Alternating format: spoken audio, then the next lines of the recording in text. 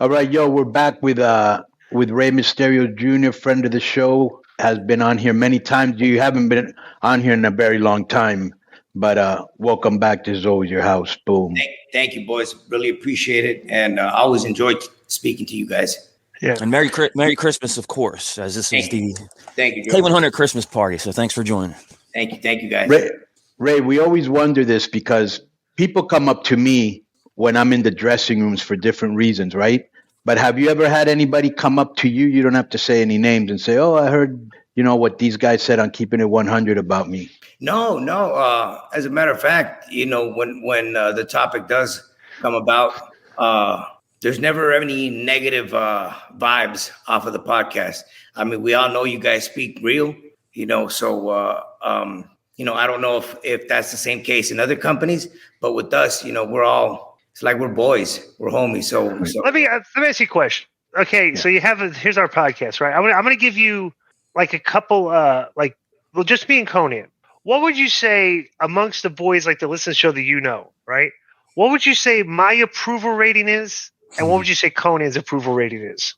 Well, I got to give Dog the highest approval. Right, but what does everybody else say? Did he get high approval ratings from everybody else, and I get low approval ratings? Because I know people don't like. I know a lot of the boys don't like me because I'm pretty blunt, and I know the fans hate me because I'm blunt. But I don't. It's just weird how all we do on this show is we answer mail from fans. We answer all the mail. They have questions, we answer them, and we review the shows, and we tell what we like and we don't like. And it seems that the only thing we ever get any response from online about what we say about the shows was when we say negative things or things that we didn't like. At the end of the day, we all have to understand that that's just your personal point of view, right?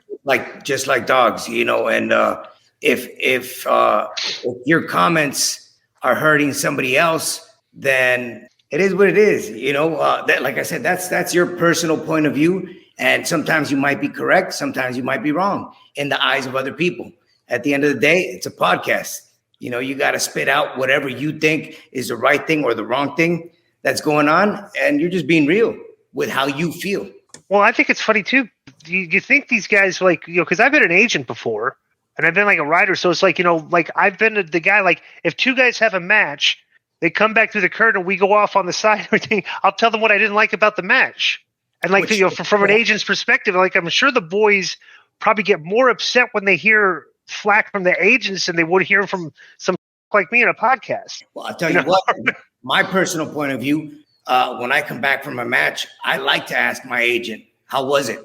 And I'm ready to receive critique at 100%. And if I did something wrong, I'm going to look at it and go back and say, oh, I should have done this the way my agent said I should have done it, or I could have done it differently. But you always have to be open to receive either good or bad critique. Right. And that's just how this game is. Yeah. What's funny? Because I told a story on the show that Madden had told me. When Eddie had gotten let go by WCW and he was trying to make his way back, and he started working indies again, right? And there was a show in Pittsburgh.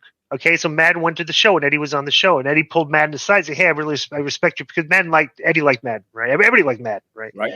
So he says, "Hey, watch my match."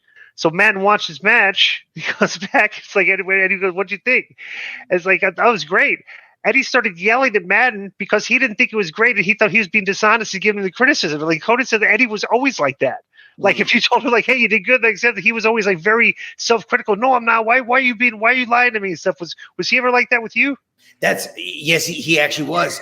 But Eddie, just a completely different human being. He took everything he did in the ring to heart.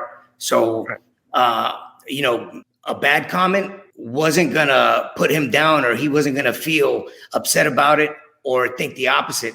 It was a complete opposite of that. He would analyze that comment and try to make it better the next time. That was just Eddie. Eddie was just so passionate about this business, man. And he took everything to heart. Yeah, he didn't really want criticism. He didn't want constructive criticism. He wanted you to tell him this was no good. So he would say but Eddie, your stuff looked great. What do you want me to tell you? Eddie didn't want to get a big head or become complacent. So a lot of times I remember we would have a great match in Mexico, and he goes, "What do you think of the match?" I go, "Bro, it was great. You didn't hear the people, and he goes, I didn't think it was that great. I go, but you know, that's the way he was. That was Eddie. Yeah, you could have a 10-star match or a 5-star match, and you know, if he felt he did something wrong or it could have been better, he'll take that to heart and go, man, I know I could have done this way better. I wanted to talk about a culture thing too. This change in wrestling from when we were in there. Remember back when we used to wrestle, that if you went out there and you botched a spot. You know how harsh we had Kidman, you know, guys like me, Jericho, Cody. If you walked back through the curtain and like you had botched a spot out there, you kind of felt like really bad about it. You kind of felt, regardless of how good the rest of the match was, if there was like one mistake or missed spot, you would just feel like really bad. You go back to the back and like you're embarrassed or whatever. Bro, it doesn't seem like it's like that these days. So let me ask you this: in the locker room today, is there a lot of busting, or is it kind of more like, because you know how we busted back in the day? It's like, you know, we did legendary like Scott Hall, Raven, you know, like so many of us, right? Is there a culture of like today still, or is it everybody kind of like more like happy and like it's a big happy family type of atmosphere in the year 2023? I think overall the evolution of the sport has changed dramatically.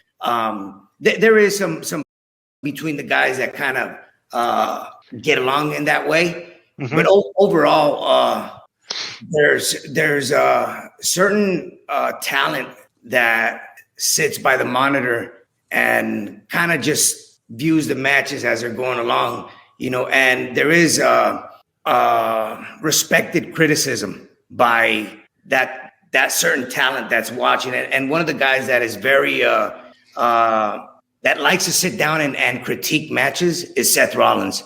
And right. You'll sit down, but if you don't come back from your match and ask Seth, especially if he was sitting down by the monitor, hey, what do you think of the match? What do you think I can do better? He would critique you in a good way, and that would help you out to learn how to grow. Dominic, I believe, is one of those guys who, when he comes back, you know, gets critiqued by Seth, because he always sees Seth sitting down by the monitor before he walks out and when he comes back. So that's good criticism.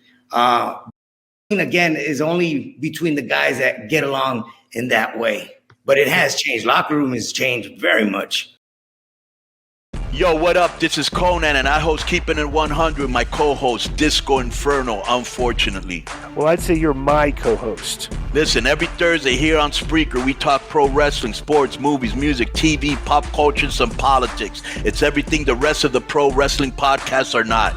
Tune in to hear myself, the superior one, educate and inform. Tune in to hear me bury Disco. That's very disrespectful. Join us every Thursday on Spreaker and keep it 100. Boom!